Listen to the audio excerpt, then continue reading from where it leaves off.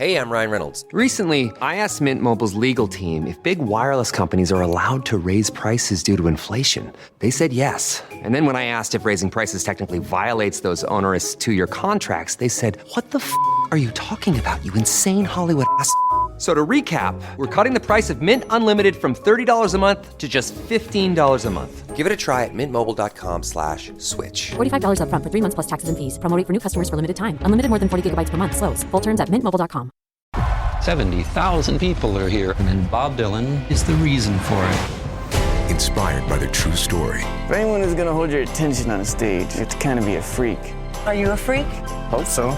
And starring Timothée Chalamet as Bob Dylan. He defied everyone. Turn it down! Play loud! To change everything.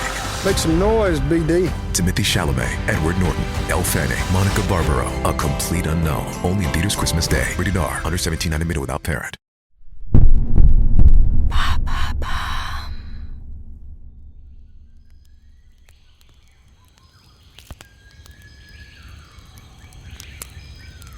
6h30.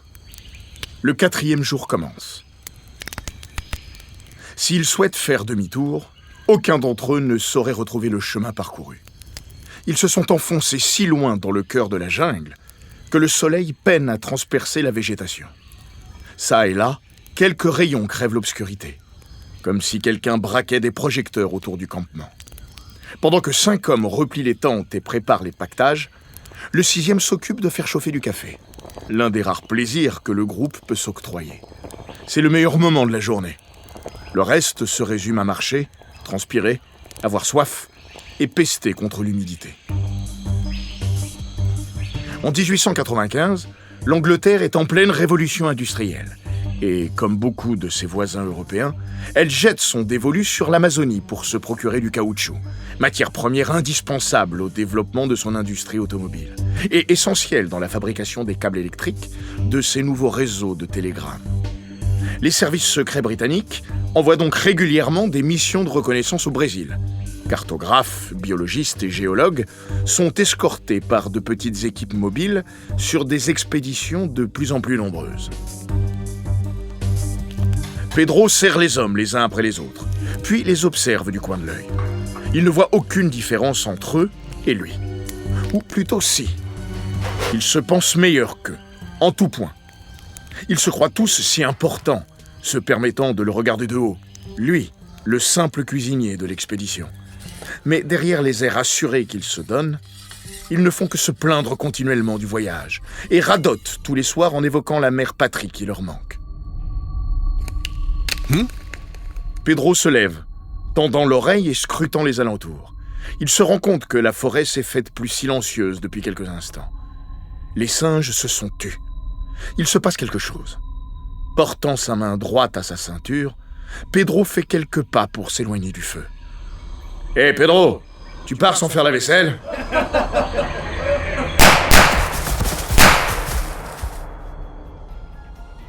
Trois indigènes tombent raides morts. Pedro rengaine son arme sous les yeux médusés de ses camarades. Il vient de leur sauver la vie. C'est le premier coup d'éclat d'une longue carrière dans les renseignements britanniques, qui le vit rester dans l'histoire sous un tout autre nom. Sidney Reilly. Son destin hors norme lui a valu le surnom d'As des espions. Et il a même été la principale source d'inspiration d'un personnage que le monde entier connaît sous le nom de Bond. James Bond.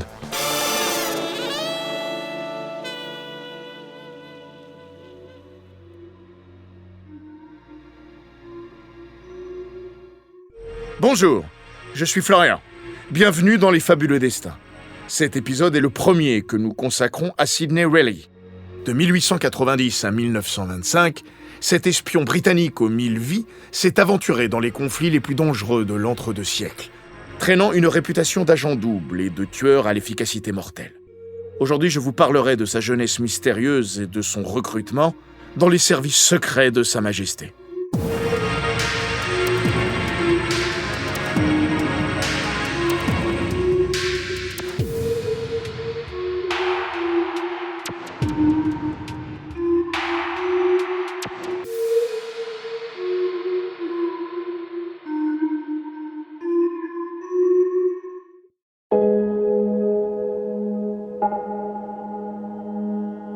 Depuis un siècle, historiens, chercheurs et biographes se sont penchés sur la vie légendaire de Sidney Reilly.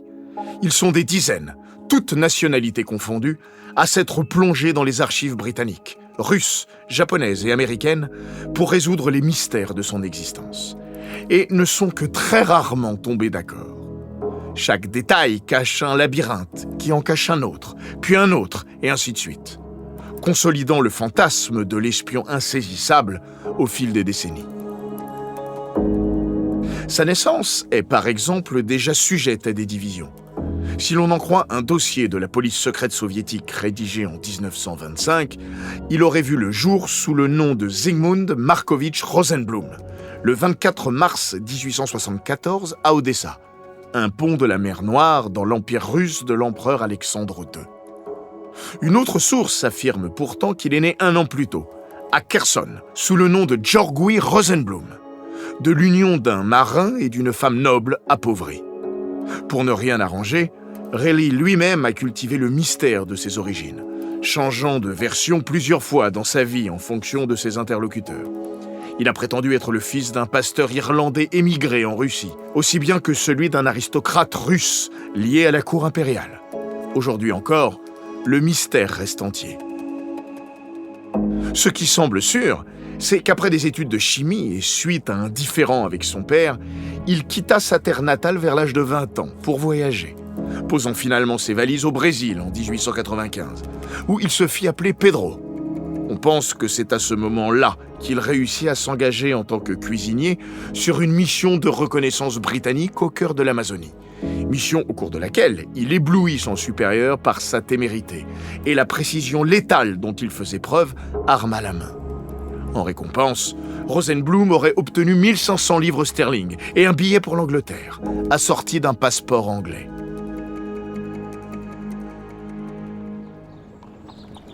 L'espace d'une fraction de seconde, il ferme les yeux et, le cou légèrement tendu vers le soleil, inspire doucement pour ralentir son rythme cardiaque. La réponse qu'il s'apprête à donner à son interlocuteur peut changer le cours de sa vie. Ce jour d'avril 1896, le rideau de pluie grisâtre de la capitale britannique laisse place à un temps radieux. Depuis maintenant 1 an, Rosenblum est londonien.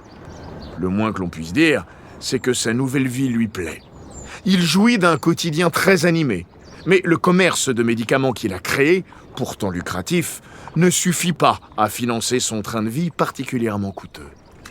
Rosenblum aime les vêtements de prix avec lesquels il s'affiche, pariant de grosses sommes dans les salles de jeu. Ces derniers temps, il a subi quelques revers de fortune et recherche de nouvelles sources de revenus.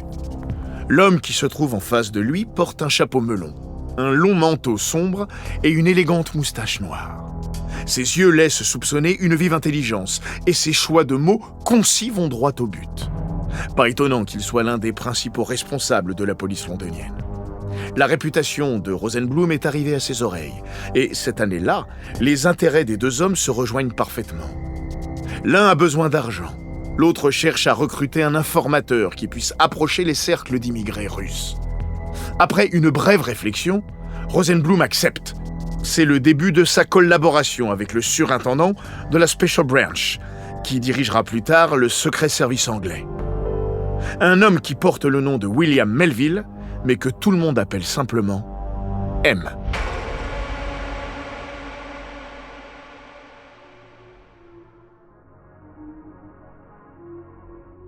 Avant de continuer cet épisode, nous voulions vous remercier pour votre écoute. Si vous voulez continuer de nous soutenir, abonnez-vous à la chaîne Bababam Plus sur Apple Podcast. Cela vous permettra une écoute sans interruption. Ou bien, écoutez ce message de notre partenaire, sans qui ce podcast ne pourrait exister. Ne partez pas, on se retrouve tout de suite après.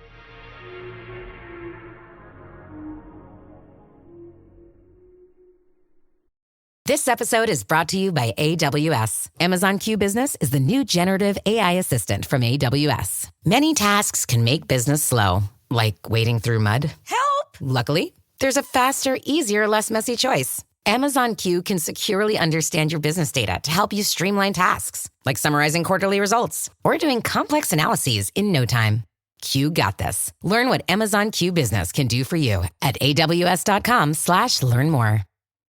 The number one selling product of its kind with over 20 years of research and innovation. Botox Cosmetic, onabotulinum toxin A, is a prescription medicine used to temporarily make moderate to severe frown lines, crow's feet, and forehead lines look better in adults. Effects of Botox Cosmetic may spread hours to weeks after injection, causing serious symptoms. Alert your doctor right away as difficulty swallowing, speaking, breathing, eye problems, or muscle weakness may be a sign of a life-threatening condition. Patients with these conditions before injection are at highest risk. Don't receive Botox Cosmetic if you have a skin infection. Side effects may include allergic reactions, injection site pain, headache, eyebrow and eyelid drooping, and eyelid swelling. Allergic reactions can include rash, welts, asthma symptoms, and dizziness. Tell your doctor about medical history, muscle or nerve conditions including ALS or Lou Gehrig's disease, myasthenia gravis, or Lambert-Eaton syndrome, and medications, including botulinum toxins, as these may increase the risk of serious side effects. For full safety information, visit BotoxCosmetic.com or call 877-351-0300. See for yourself at BotoxCosmetic.com.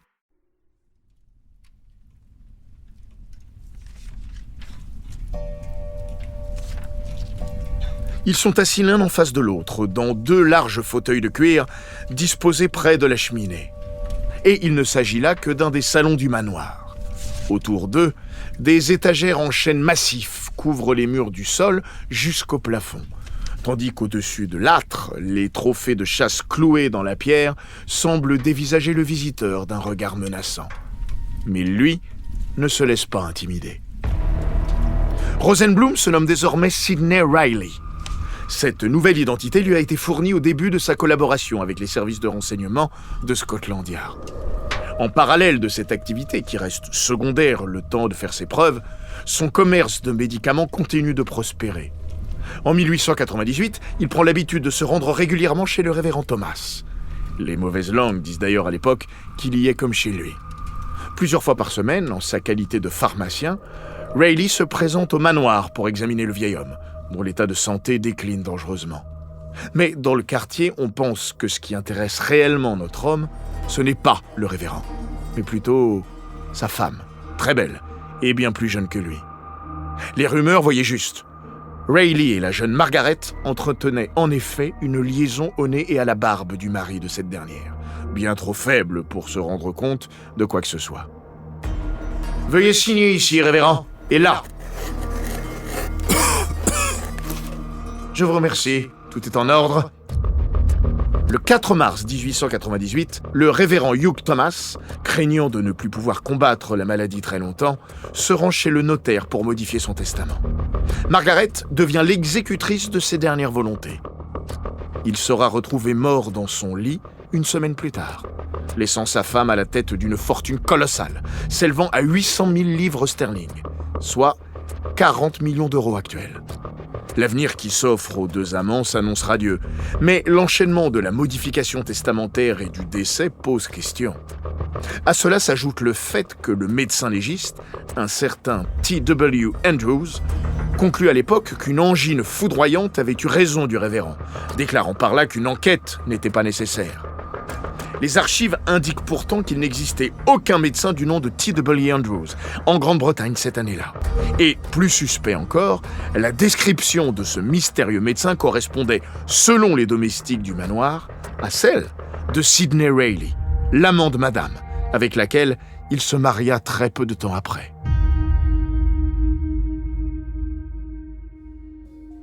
Riley, qui avait accès à de nombreux médicaments, aurait donc pu décider d'administrer une dose mortelle au révérend. D'autant que l'on sait que sa carrière au sein des services secrets prouve deux choses. Premièrement, qu'il était un maître dans l'art du déguisement. Se grimer en médecin aurait été pour lui un jeu d'enfant. Deuxièmement, que son enrichissement personnel, en plus de sa soif d'action, était l'une de ses principales motivations. Ces suspicions n'ont cependant jamais été prouvées et sont aujourd'hui encore contestées par plusieurs historiens. Quoi qu'il en soit, à l'aube du XXe siècle, la nouvelle fortune du couple leur garantit de grandes perspectives, et les deux jeunes mariés décident de partir en voyage à travers le monde.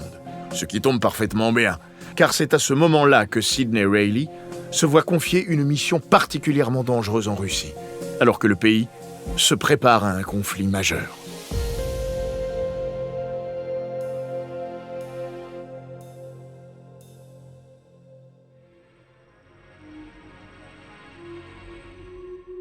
Merci d'avoir écouté cet épisode des Fabuleux Destins, écrit par Clément Prévost. Dans le prochain épisode, je vous parlerai de l'implication de Sidney Reilly dans les prémices de ce qui deviendra la Première Guerre mondiale. En attendant, si cet épisode vous a plu, n'hésitez pas à laisser des commentaires et étoiles sur vos sites de podcast préférés.